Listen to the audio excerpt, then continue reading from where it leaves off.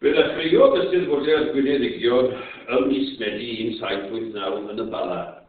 Ac mae'n debyg gen i byddai dylanwad y Gwyneddigion wedi bod yn reit bwysig, a bydden nhw wedi sefydlu mudiad Eisteddfodol y bwys, ond wrth gwrs, mi ddoth y rhyfeloedd yn erbyn Napoleon i chwalu'r patrwm.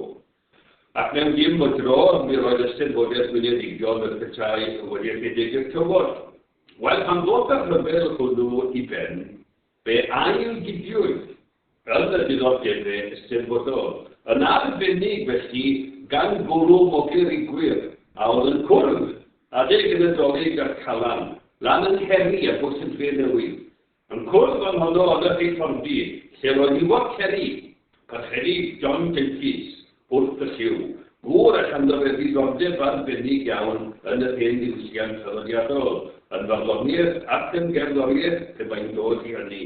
Ac oedd yn nifer o cherubyn brwd o'i gwmpas e. Ac yn Heri yn gwirionedd, yn y flwyddyn 1818, y dechreuwyd meddwl mewn difri am ail gidio eto yn y mudiad Eisteddfodol a chreu Eisteddfodau go iawn. Ar flwyddyn dilynol yn Nghaerfyrddin, dan nawdd y gymdeithas oedd wedi chreu yn yfed, dyma nhw'n cynnal yr Eisteddfod gynta, yr Eisteddfod Taleithiol gynta.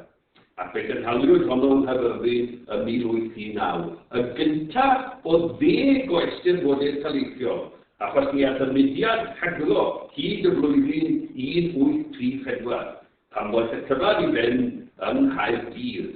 10 o Eisteddfodau Taleithiol ef unrhyw amhir a wnaeth werdd newid holl stori'r Eisteddfod.